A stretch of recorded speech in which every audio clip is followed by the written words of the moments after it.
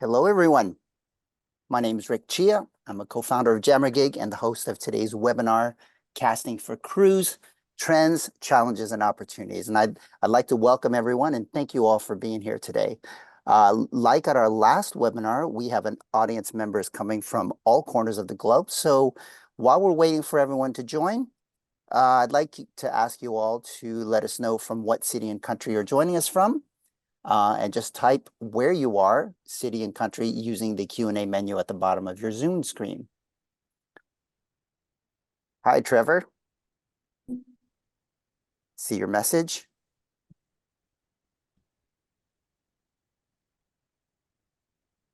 Maui. Someone from Maui. Welcome. Boston. Paris. Someone from Massachusetts. I used to be at the Boston Ballet School a long, long time ago. Quebec City. Welcome from Sydney. Few from Australia. Auckland, New Zealand. Welcome. Someone from the UK, Chesterfield. Edinburgh. I love Edinburgh. Welcome. Montreal, that's where we are today, or I am anyway. North Yorkshire, UK. Wonderful. Welcome. Calgary. Welcome. Derbyshire and Vancouver. Awesome. All right. Well, I think it's time to introduce our panelists.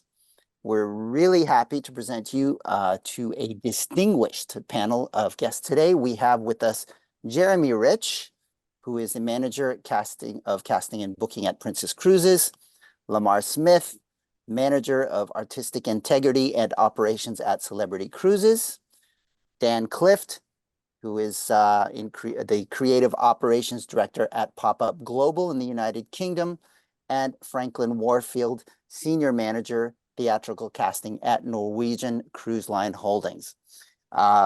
They are all very experienced professionals in the performing arts and cruise ship entertainment and the casting industry, of course.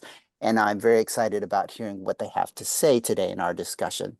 Now, some of you in the audience who were with us last time asked questions that we did not have time to answer. And some of those questions I will be asking our panel today, and so bringing those back. So this may be a moment for you to hear some of the answers you were looking for at our last webinar. With us as well, we have the CEO of Jammergig, Andrew Busuttil, who will be acting as the moderator for today's event. All right. We will have a question and answer session at the end of this webinar. But if you have any questions during the panel discussion, you can go ahead and pop them into the Q&A menu at the bottom of the Zoom screen at any time during the session. All right, to our panel. Let's talk about the role of a casting director in the cruise ship industry. And my first question is for Jeremy. What are some of the casting challenges you face when casting onboard productions that are not so prevalent in casting productions on land? I think what the biggest challenge is the talent pool itself being much smaller than what it is on land, and then us all competing for that same talent pool. When you're casting for a cruise ship, you're asking people to leave their lives basically for 6 to 8 months. And the people that are willing to do that, automatically, it's going to shrink the pool. And then those people are all going for the same cruise ship jobs with Franklin over at Norwegian or Lamar over at Celebrity. And so we're all pulling from the same talent pool. So it actually makes for less available amount of talent. Say for male dancers, for example, we're always all looking for male dancers, and probably tenors, I would imagine as well, seem to be probably the two that there seems to be the smallest talent pool. So I would say that that is one thing that really stands out. And how does that affect your planning as far as the activities, casting activities every year? When you see someone, you grab them. When you there is no hemming or hawing. It is you see someone you like, you grab them. In fact, when I'm done with this call today, I'm going to be putting out some offers to some people I auditioned today in London. So you get them before one of my competitors do. Similar All right. to America's Got Talent, we have the golden buzzer rule on our panels. So if someone comes in and you want to golden buzzer them, you can golden buzzer them. Yep, exactly. Exactly. Which makes it pretty fast pace, I imagine. Yeah, I think that you have to move quickly because someone else will, if you do not grab them when they're available, someone else really will. I've lost many people to Franklin. So Apologies. Sorry, not sorry. but So, it's, you know, it's I always say though, I'm happy to see performers working. So if they're not working for me, I'm happy that they're working for another line. Agreed. 100%. are all of you former performers as well, or? Many years ago. Yes, Yes. dark ages. I Mhm. So, mean, when I was young, like college and below. so taking that into consideration, my next question is for Dan. What unique skills do you think are essential for a casting director working specifically in this cruise industry compared to other entertainment sectors? I think for us in particular, you've got to be able to spot versatility, which I think can be really challenging in a short audition space.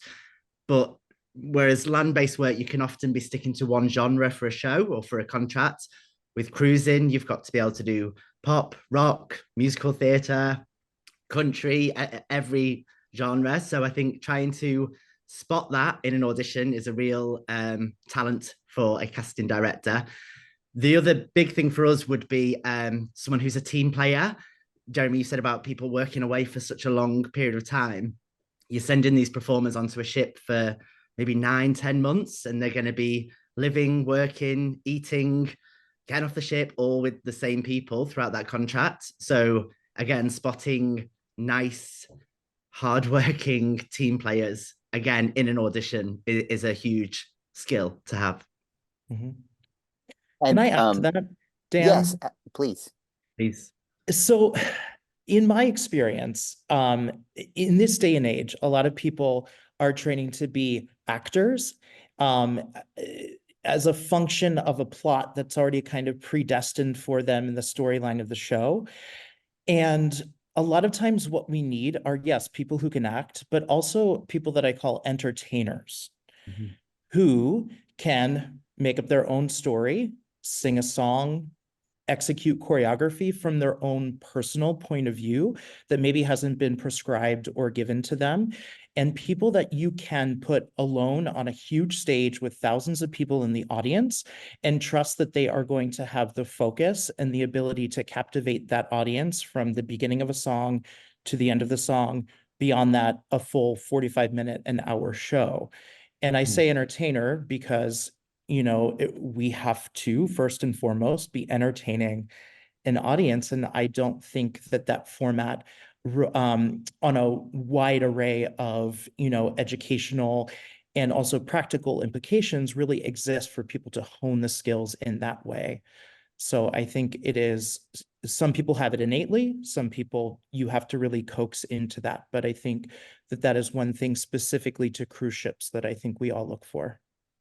So Yeah. it seems to me you're talking about three main things: is stamina. There's a stamina, stage presence or charisma, and quick thinking. Mhm. If I'm not mistaken. Now I'm thinking as well. It seems like those are the same things that you would need as well in your role as a casting director. Am I correct in saying that? Yeah, we got the Riz, Absolutely. as they say. So which of those is the most important in your role as a casting director for cruise ships? Stamina. See, I was Um, I was gonna say quick thinking I was because gonna you're say, constantly looking at your entire fleet and sometimes someone goes down and you have to figure out how to solve that problem very quickly. Mhm. So I was gonna say quick thinking. I say stamina because our job never ends. We never get to say we're done. That's Mhm. very true. Very Which true. which actually is a question. I think that brings up a question that I have for all of you. How long is a typical day for you guys? Today or just in general? Yeah.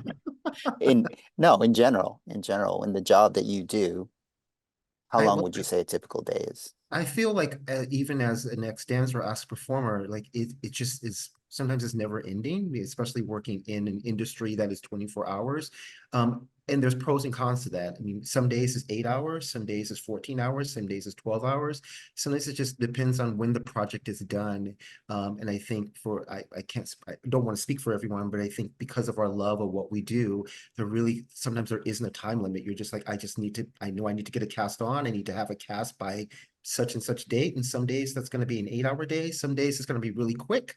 And I was able to find 4 great male dancers that all said yes. And I was able to get it all completed in 4 hours. So for me, I say a typical, it changes all the time. I would love to say it was only an 8 hour day, but that's also the one thing that I do love about what I get to do or what we get to do is that it's ever changing and it's never the same. And you're constantly thinking outside the box.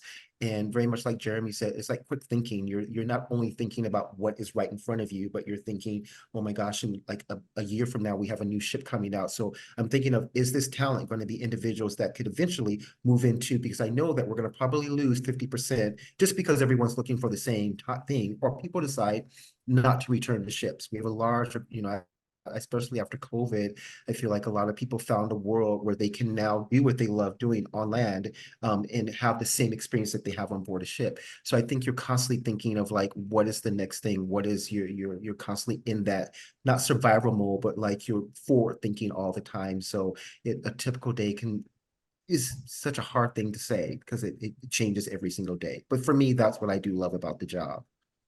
And to add on to that, we all work for global companies. So we're constantly dealing with problems on the other side of the globe or situations that come up on the other side of the globe.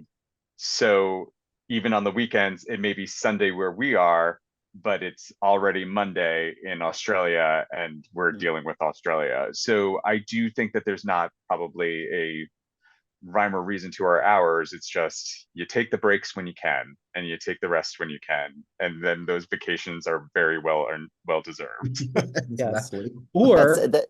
we are Uh, in Australia ourselves holding an audition, but we're still beholden to the time zone that we work in, typically back home. And it's not uncommon for us to set an alarm for 3 a.m. to get up to attend a meeting that we cannot miss. And Exactly. what both Jeremy and Franklin are saying, that reminds me of a saying I heard a long time ago, or question, when does the heart rest? And that's the answer is in between every beat, which is kind of what we have to do because we have to be on all the time. And Lamar brought up the question of the turnover, and I do have a follow-up question to that. So you all know that there are laws governing the amount of time that an individual can actually remain on a ship without coming back to land, um, as well as how long they have to remain on land before they're allowed to come back on the ship. And I know this creates a frequent cast turnover challenge for all of you. But if I could start by asking this question to Lamar, can you talk to us about the impacts that challenge has on everything you do as in the casting director role? Well, for us, it kind of changed how our contracts were. I think before the pandemic, and we were, we had some cast members that were on for year-long contracts. And I think when we came back from the pandemic, at least for the celebrity side and the Royal Caribbean side, we really found that we wanted to make sure that we didn't have individuals that were on longer than 6 months or 7 months, just because of this new world that we're living in. And I think for us, it's actually helped us to the turnover rate is faster. It definitely is, but it has actually opened up more opportunities for people to return because we're giving them a bit longer of a break. So if they're only doing a 6-month contract, they only need a couple of months off and they can return. And we're still staying within that flux of making sure that they're not on longer than 10 months. But yes, it is a challenge, especially I feel like once we came back from the pandemic and all cruise lines came back at the same time, everyone in a great way upped their game and everyone was like, all right, we got to get in. And which is fantastic because you see stuff on board now that you probably would not have seen before the pandemic, because everyone is, we want the attention of our guests and everything. But for us, it helped us because it just allowed us to say, okay, we're going to keep our contracts at 6 or 7 months. That way we're avoiding that 10-month turnaround time, and giving them enough time for wanting to return back to us. I feel like, just to add on to that, for us at Pop-Up, I think we're in a really unique position where we have our fingers in many different pies. So yes, we do cruise, but we also do a lot of theatre, one-off events, short-term contracts on land. So we've actually found that's really helped us with maintaining the cruise cast, because whereas I guess some cruise lines can offer the 3-ship contract, we get 3 ships in a row, or we've been able to offer, you get 9 months on the ship, then you can go to Dubai and do this 1-month theatre gig, then you can do these one-off events, and then after that you've had kind of your 3 or 4 months where you've been on land, you've done the odd bit of performing, and then they're ready to come back to us. And that's really helped us be able to retain the performers, to be able to keep them in work with us. So from the minute they've stepped off the ship, they've kind of not had to go and look elsewhere, which has been a big game changer for us, definitely. And I would imagine that that contributes to better employee retainment. Absolutely, 100%. And it makes our job as casting easier across the board, even for our land-based stuff. We can have a cast of 10 on a ship already that we know, when they get off in September, we've already filled these one-off events down on land, and vice versa. We know a contract coming up, we've managed to keep those people. So yeah. Franklin, you had something to say? Yeah, I mean, I agree with everything everyone said so far. And I think, mental health and retaining everyone's ability to really enter a job and complete a job in the healthiest way possible, it's all good. The heartbreaking side of this that we are experiencing is our performers that live in Ukraine, in Russia, who end a contract and are begging us because they don't have anywhere to go that's stable. They can't return to their home country. They're begging us to work back to back, and we just cannot, due to maritime law, provide them with that. So, it's a good thing, but then also, kind of a heartbreaking thing at the same time. Very true. Very true. So my next question is a little on a slightly different topic. It's for Dan. So have you been in the position of having to cast people only on video? We try not to be. I don't think there's anything better than an in-person audition. But yes, of course, especially I think straight from COVID, there was a lot of online submissions and self-tapes. But where we can, we always try to do face-to-face auditions. I will say that another tool that's really helped us is people's social media. So, people use that as their brand now. Your Instagram is like your CV if you're a performer. So in that sense, we've been able to use those tools to see videos of them singing or performing on other contracts that, again, you don't necessarily get to see in an audition. But yeah, we have auditioned over video, which I'm not the biggest fan of, but a question based on that, you talked about Instagram. People put things on Instagram that are not just their performing. How does that affect having to sift through, the pictures of their meals and their significant others and their dogs? It's funny, and we try and spread this word out to performers so much. We're really trying to build this community at the moment where we're trying to help the performer industry and kind of give back and allow them to see how they need to improve on their personal brands. And yes, there is a lot of meals on there. There are also some stuff that you don't want to see on social media, but does actually have an impact on the casting and how you perceive that person. So that's really what we try and get out to people is to, you can't get away with anything now with the amount of social media presence there is. we have a huge team of people. We have just one casting director, but casting is a collective effort for us. It affects the entire business. The people who we have are the reason that we are doing what we're doing. So we all collectively have an input on casting. So, our casting director might find someone, I'll jump on Instagram while someone else is Googling them. It's a team effort. It's a team effort, yeah. But it's great. And All right. again, it gets to see people's personality, which takes me back to my point about being a team player. Yeah, I know, if we ever do cast anyone off a self-tape, the first step we always do is a really long FaceTime call with them, just to speak to them, not even about the job, just to see what they're like as a person, because all of that really, really matters. All right. Well, one of the things that I'm hearing come back, a theme that's coming back often is the talk about the soft skills. Teamwork is one of them, but my question to all of you actually is, how do you evaluate those soft skill abilities, and how do you assess and document those kind of attributes, as opposed to just whether or not they can get their leg up, or they can, they can sing a high C. How do you evaluate and document the actual soft skill abilities? I think if I don't mind, if you don't mind, if I just quickly jump Right. in, I think with live auditions, it's kind of an easier thing to do, because you're not, and we always tell people that your audition starts not the moment that you put that number on, you stand in front of us and do 5, 6, 7, 8. It starts from the moment you walk in that door, and how you treat our monitors. I did an experiment once where I was the monitor behind the table and gave them the number, and then I was the person that ended up casting. And I remember that there was an individual that we ended up not hiring. He was a fantastic dancer, but he's really rude, really, really rude, and was like, I've been in line, and I didn't say anything. I didn't have I had just, my name was Lamar, didn't have that I was casting, nothing.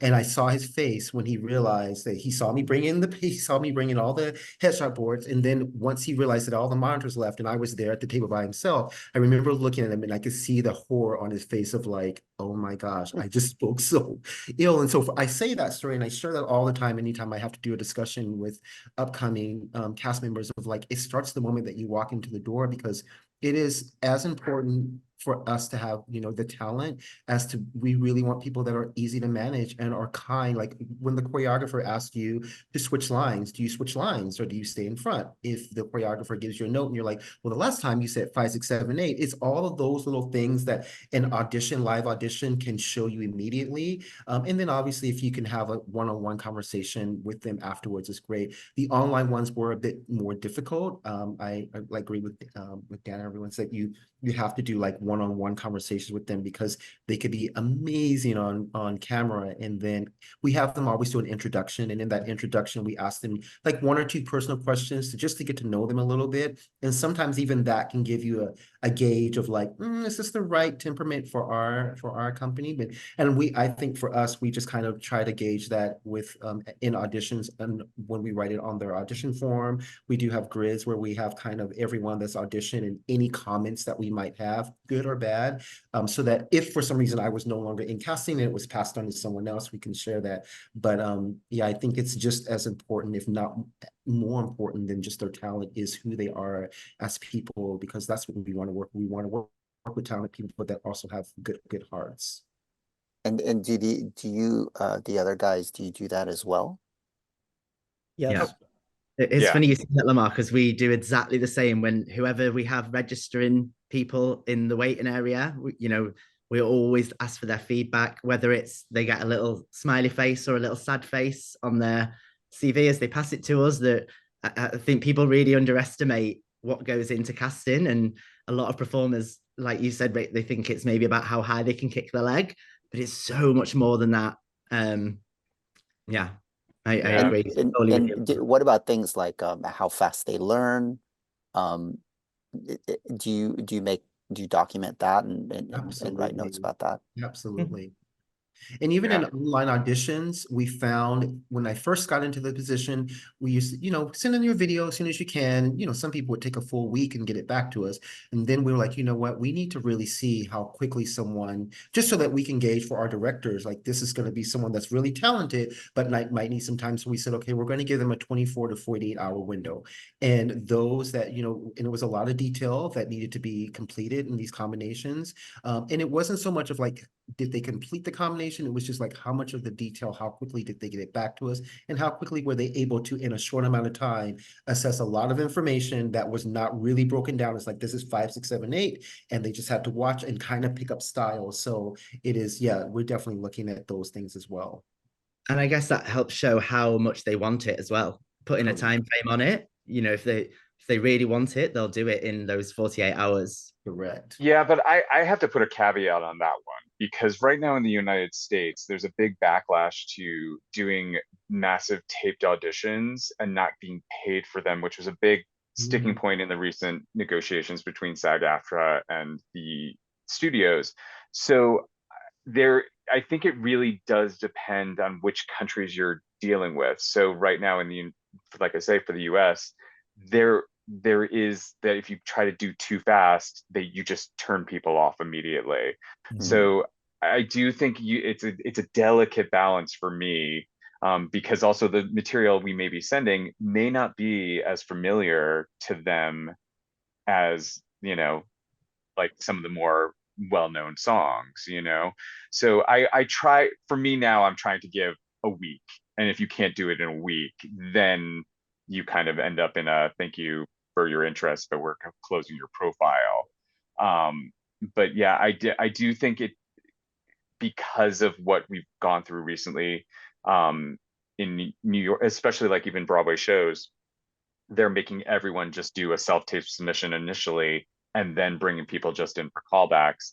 The mentality has kind of changed a little bit, and now it's the pendulum swinging the other way, and people are less willing to go on tape than they used to be.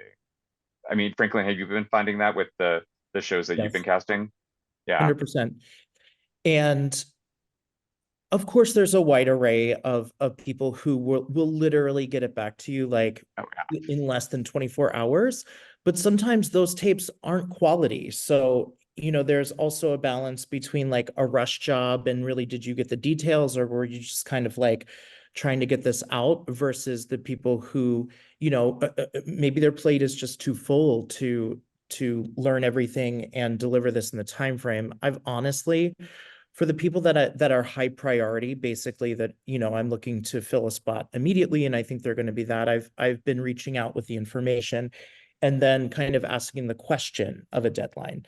Would you reasonably be able to deliver this to me by this date, and allow them at least a little bit of agency to say, yes, absolutely, I'll get that to you, or, can I have until this date, and then we can have a conversation about it, just to be a And little bit more equitable.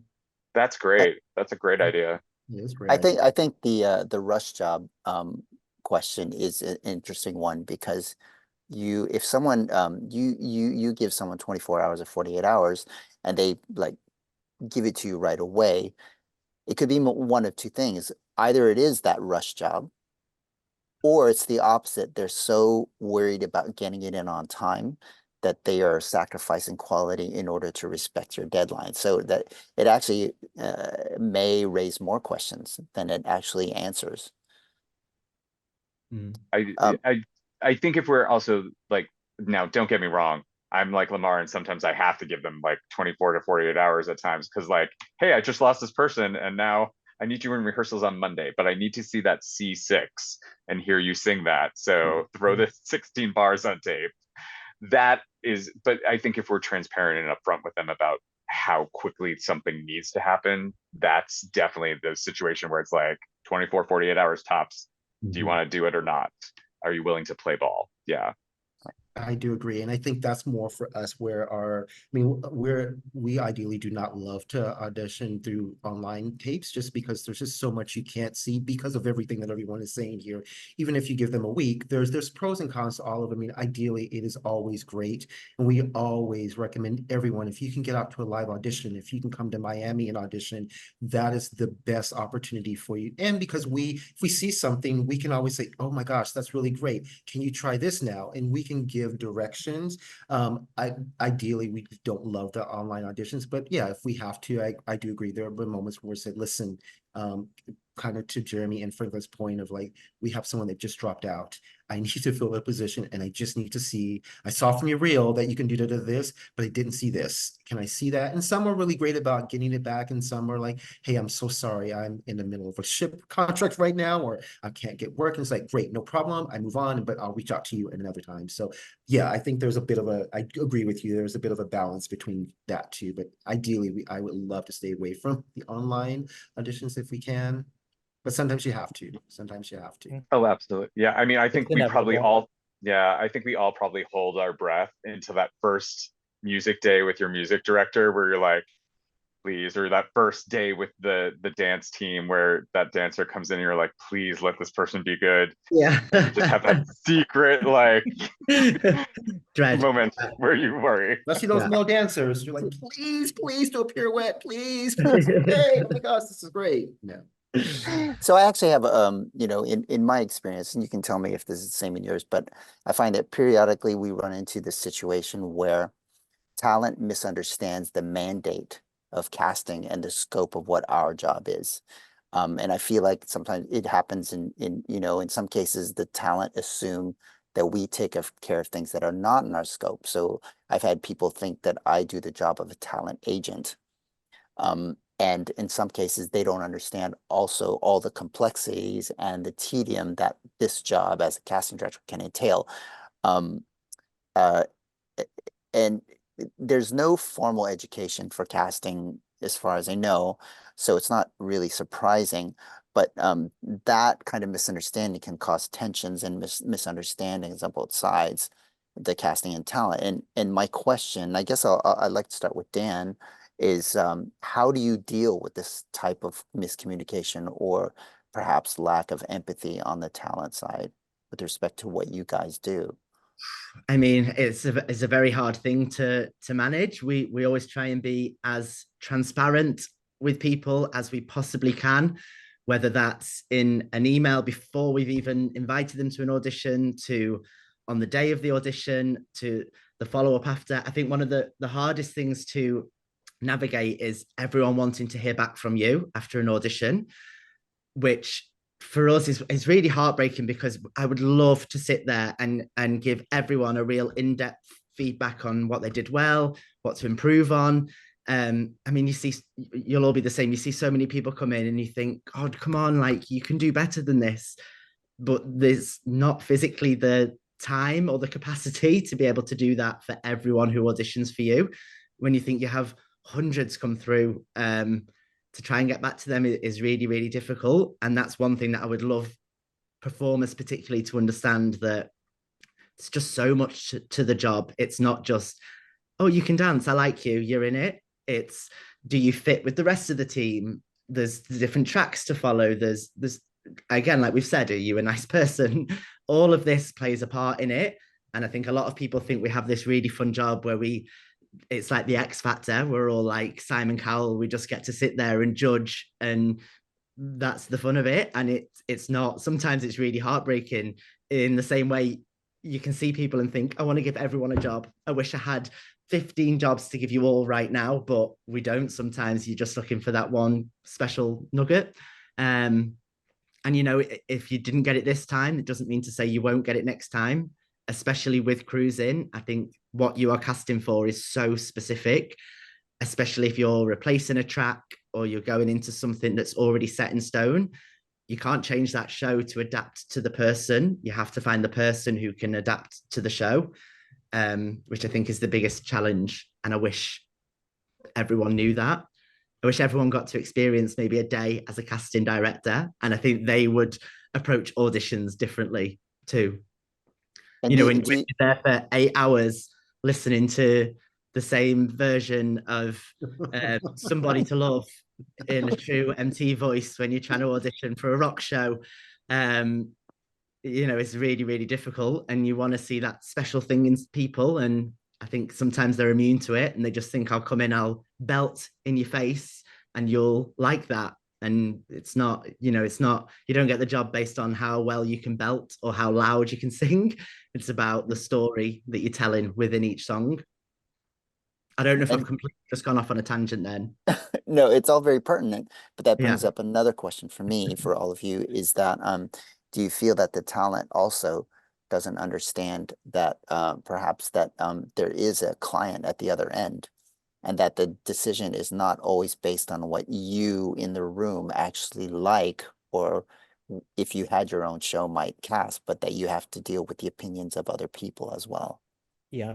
Yes. Definitely. I think that perhaps the misunderstanding of the structure that casting fits into in the greater hierarchy of and beyond cruise, like any theatrical uh process, I think is a really misunderstood thing. And I see a lot of people online, blaming casting for so many things that we know on the inside like are literally not our fault, because yes, many of us on this panel are working directly with the brand or brands in the cruise world that we're working with.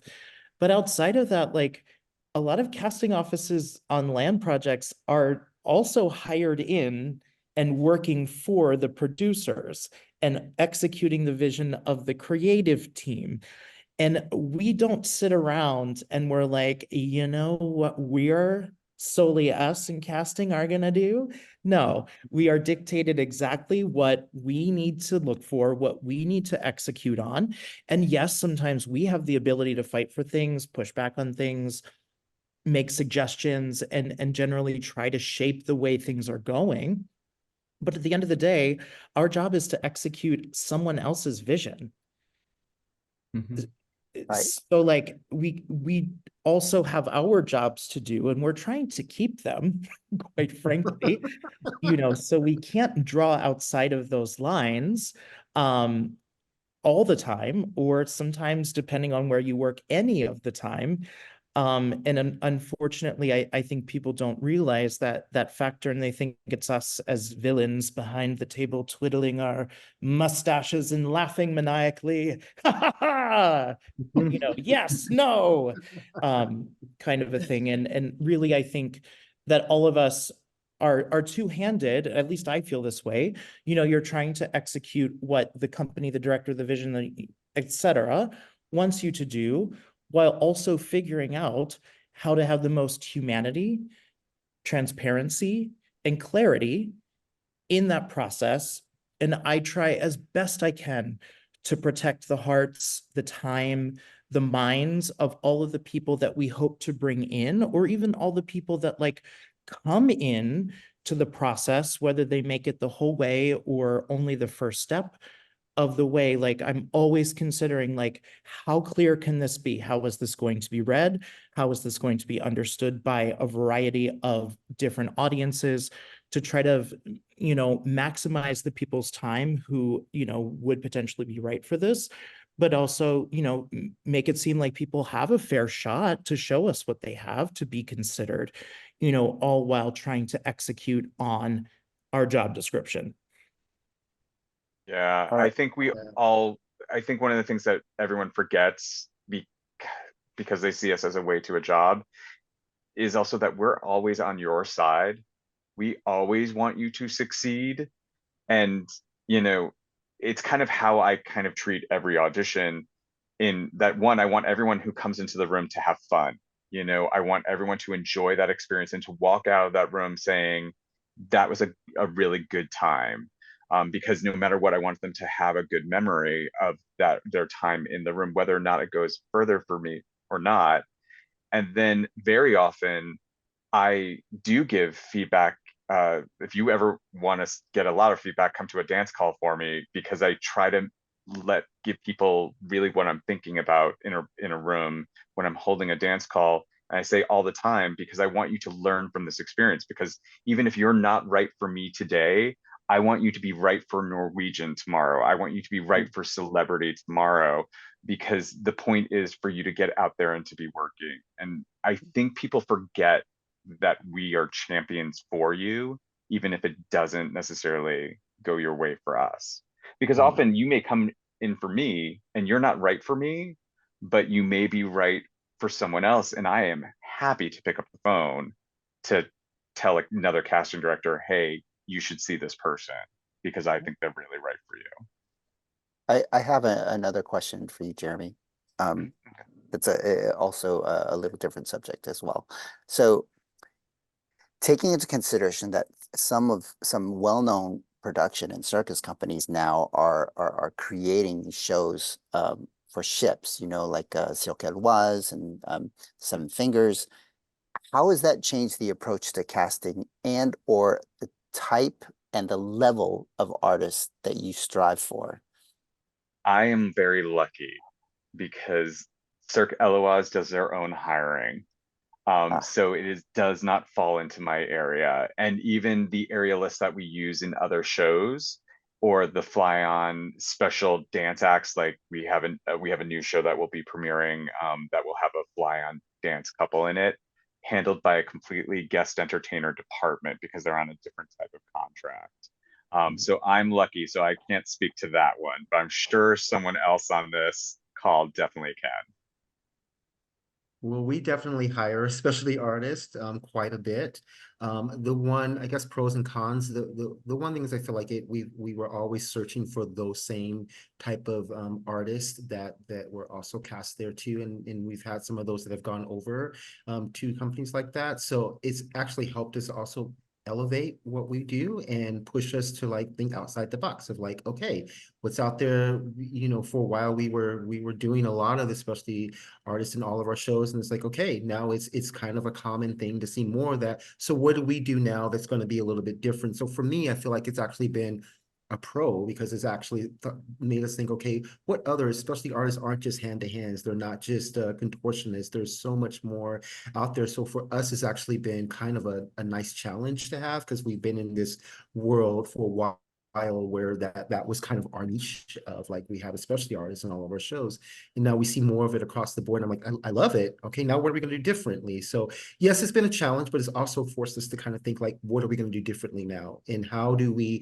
those who've now done those Cirque shows that want to come to celebrity, that want something different, okay, what else are we going to offer that can give them, kind of piggybacking on what Jeremy said earlier, which I do love this about the industry now, is that what people may not also understand is that we do want, if they're not working for us, we do want them working. We believe in them.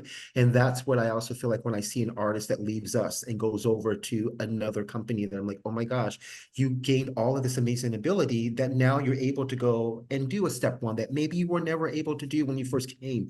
And some people may look at that as like, oh, that's horrible. You're basically training them for RWS. And it's like, actually, I didn't think of it that way. I didn't. I thought of it more of, there were young performers that were hungry for that, but just didn't have that opportunity to do it. And I think that's the one thing that we look at when shows like Cirque came out, and we're like, oh my gosh, this is going to, everybody thought, oh, it's going to be hard on your industry. And actually for us, we're like, actually, no, it's great because now there's going to be those artists that we cannot, because we only have so many ships that we can't offer work to, but now there's an opportunity for them to have that work. So I don't know if that answers your question, but that's kind of, for us, it's been a challenge, but it's also been a good challenge. I think it does. It does answer the question. It actually answers another question too that I had later on. But you know, when we talk about all this, you know, the before you were talking about there are a limited amount of artists and everybody's vying for the same ones, and we're talking about the workload and everything. Now, how crucial is you know, at some point you can only hire so many people in the casting department, right? How crucial then is technological proficiency in your job as a casting director in today's world, and how is that different? How crucial is it specifically for cruise versus maybe just a land-based job, or is it the same? Was that for me? Sorry. That's for it. That holds for everybody, Why actually, not? because I think it affects everybody. I think that one of the big things for technology is sometimes more beneficial for the performer themselves. And I think that's where a lot of times the technology really comes into presenting uh, to make our lives easier.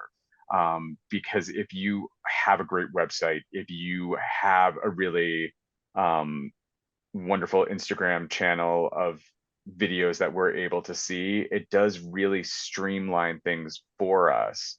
I think we can all debate about the different websites that we utilize for casting purposes and the pros and cons of all of them. They all have merit and they all have use for us that help make our lives easier. But I think how technology can now represent a performer is really what's changed within our industry and made our lives easier because it allows them to showcase so much of themselves. I think that, for me, anyways, that's Yeah. where I would lean towards. Agree. I think in terms Great. of like our jobs, and I don't know if this was a part of where you were going with this question either, Rick, but auditions and I think what performers and people get to see is the culmination of a lot of admin, organization, typing, phone calls, texts, sometimes, Instagram messages and people just aren't getting back to you on any other platform, just so much admin work. And, I can't tell you the last time I printed a piece of paper with something on it. Quite honestly, I feel like everything that we're doing now in this day and age is done digitally. So like, as far as scope of work in casting, the 1% of that is actually like going into an audition studio and holding the audition. The other 99% of that is setting that all up or getting that all decompressed on the way out while also Yeah. setting the next one up. So like, And then the admin that 100%. follows from offering them the job 100%. just doesn't end. But at the same time, you've got your admin for looking for the next job. It's like one big admin circle with a bit of singing and dancing in the middle to break it up. and that's just auditions. Yeah. We operate 33 vessels right now. Yeah. So the operational aspect of managing not only the recruitment, the sourcing new talent or hiring talent, you're also managing and mitigating and replacing and all these other things that are happening at sea. So we're kind of like pulled in many directions here, and it is all emails and admin and platforms and typing and phone calls and everything. So a lot. Yes, and that's the part that most people don't actually see. They Mhm. only see the part where you guys are in front of people in the audition, and that's it. And it magically happened. Um, so yeah, so I actually just have one last question for all of you. What is there anything that you wish performers in this industry and performers and people that you work with, for instance, agents, producers, all that, is there something that you wish that they actually understood about you that perhaps they don't understand?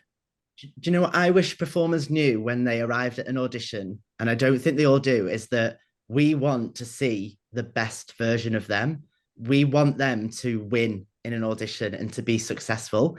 And I see so often performers come in with that pent up nervous energy. And, you hear it so often, I hate auditions. There's no worse feeling than an audition. And actually, I think if they knew that we were sat there, not in a sense of we want to judge you and we're waiting for you to fail, actually, we want to support you. We want to see in this half a day the best version of you. And we're only going to get that if you're calm and you enjoy it and you don't stress that you're in front of a panel of people you don't know, because yeah, we're casting directors. We're really nice. We're nice people. We're not horrible. And I think if they came in with that mentality, you would automatically see a better version, a more wider spectrum of talent in the room, because I think nerves plays a lot for performers and they can mess up a lot in that period of time. But if they knew we were their biggest supporters and flying the performer flag really high for them, they'd go in with this air of confidence and be like, I'm going to get this job because I am great. And I really wish that they knew that from our perspective. All right. Thank you, guys. I think it's time to go to question and answer. I'd like to open the floor to the audience for any questions for our panelists. We'll play, while we're waiting for those questions to come in, we'll be playing a short video right now. And during the video, all of you out there watching, you can type your questions into the Q&A menu at the bottom of your Zoom window, and we'll be back and try to answer as many of those as we can.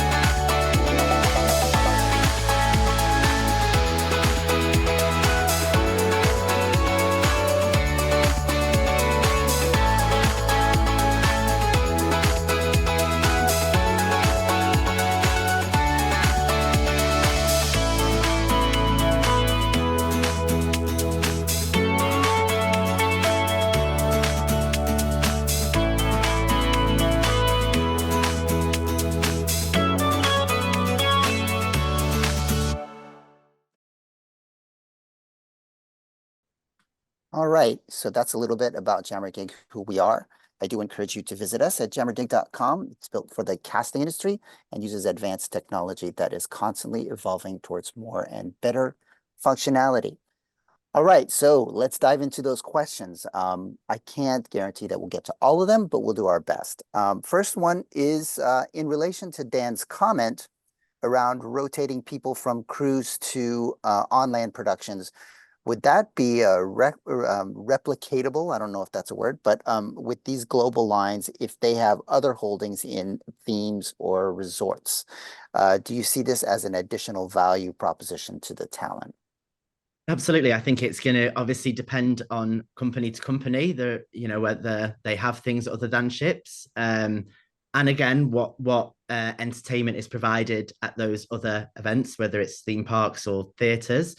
But absolutely, I think it's a surefire way to ensure maintaining high talent. And again, like Lamar, you said a while ago, I think that, we want these people to be in work, whether it's with us or not. But if it is with us, it's even better. Our next question is, and I'll throw this out to all of you.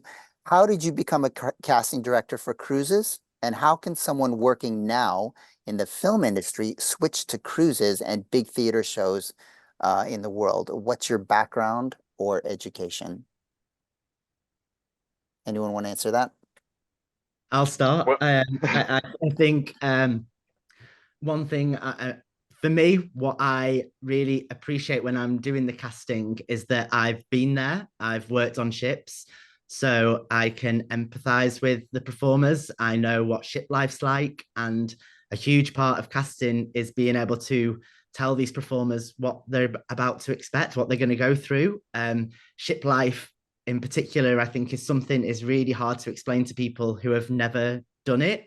It is like a bubble. And so I think having that side and also being an ex-performer definitely helps within the cruise industry. That's not to say you can't do it if you've not cruised, but it definitely helps anyway. For me, it does.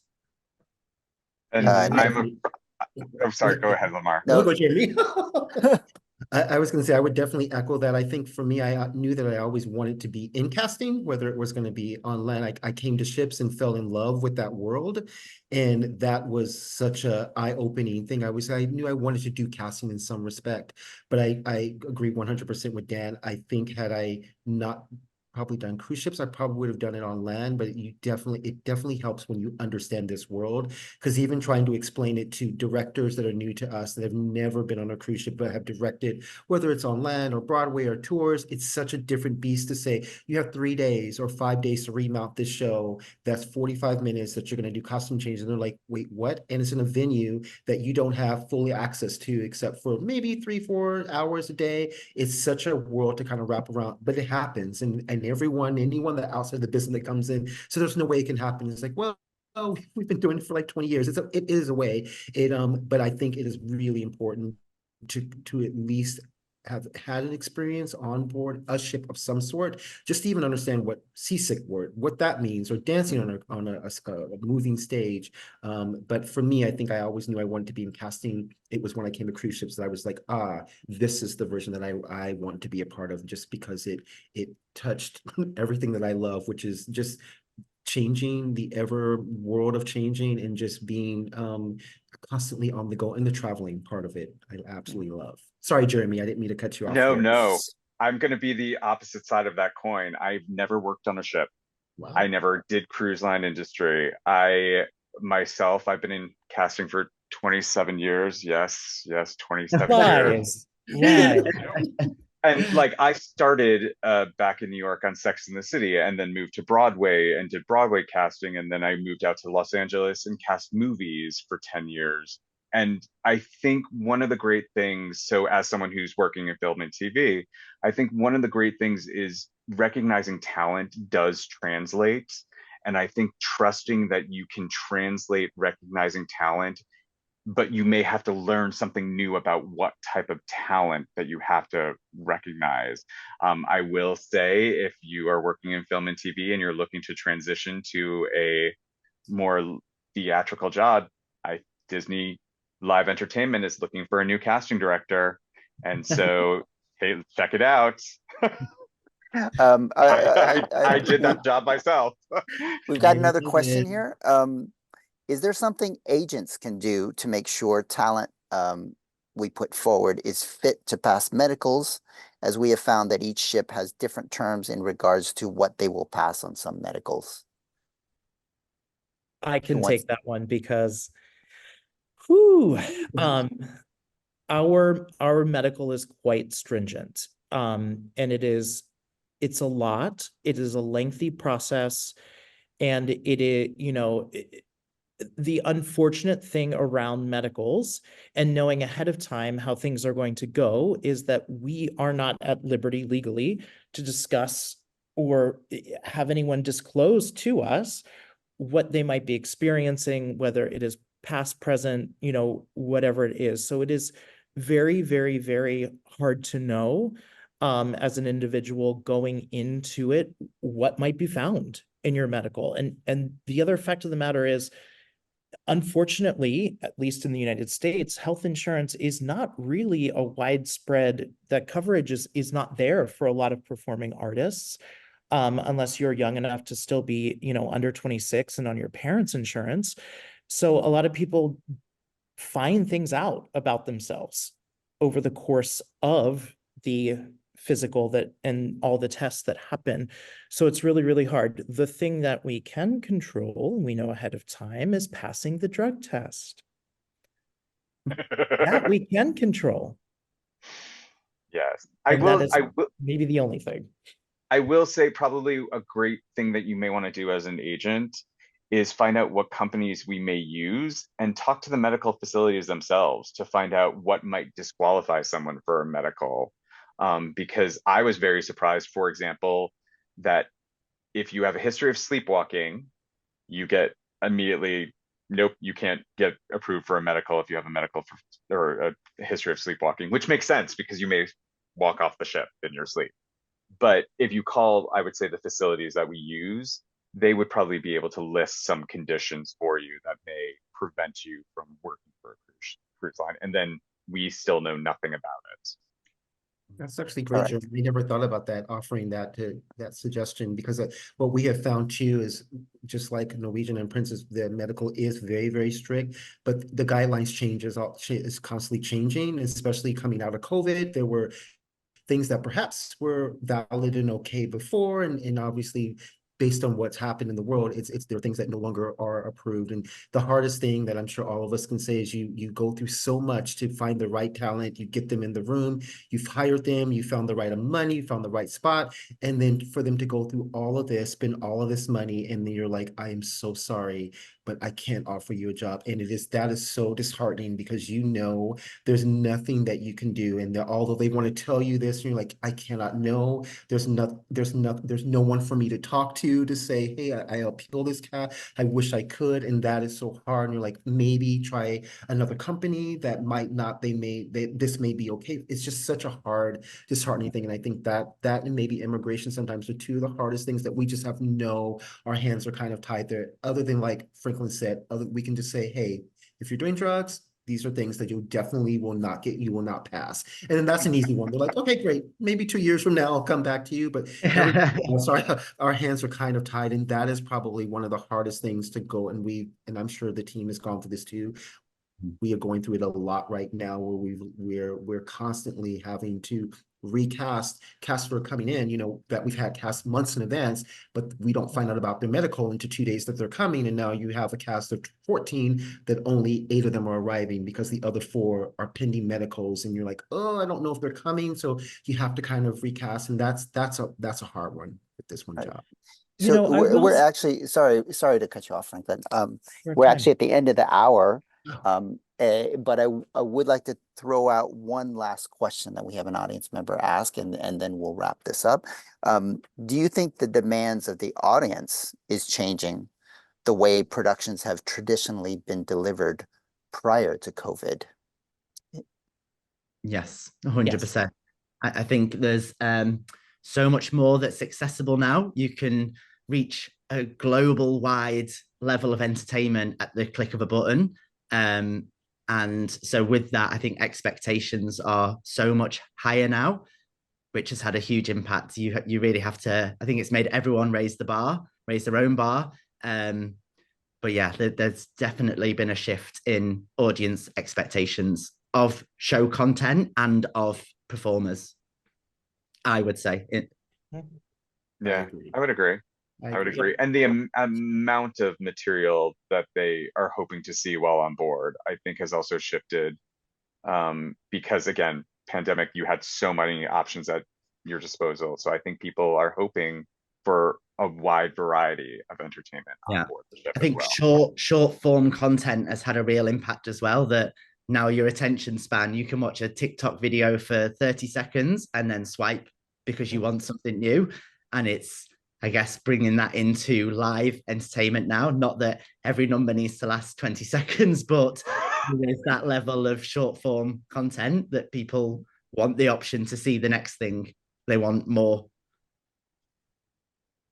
100%. All right. All right. So we've unfortunately run out of time. Before we go, I would like to thank our panel for having agreed to share their time and their experience and their thoughts and opinions. And I'd also like to thank all of you in the audience who have come to hear what they have to say. And I hope you've had an enjoyable and more importantly, a valuable time with us today. We will be making a recording of today's webinar available to everyone who registered for this webinar. I don't know how long that will take, but we will get it to you as soon as we can. So if you have any colleagues or know of any other industry professionals who would be interested in watching today's event, then you'll be able to invite them to watch that recording. And I invite you all to write us and let us know if you've enjoyed today's discussion and if you have any specific thoughts you'd like to share with us about it. Also, before we go, I'd like to let you know that our CEO, Andrew Bustill, and I will be exhibiting at Seatrade Cruise Global from April 8th to 11th at the Miami Beach Convention Center in Miami Beach, Florida. So if any of you will be in Miami during those dates, come stop by and say hello. We'll be at the Jammer Gig booth and we'd love to talk. And just lastly, I'd like to encourage all of you to follow us on LinkedIn and Facebook and Instagram, and of course to visit the website, jammergig.com. Reach out to us at any time. If you have questions about this webinar, if you'd be interested in us doing another one on a particular topic that's important to you, or simply would just like to know more about who we are and what we do. I am Rick Chia from Jammer Gig. I'd like to thank everyone once again for joining us today, Have a wonderful weekend. And as usual, I wish you all only the best that this industry has to offer. So see you next time.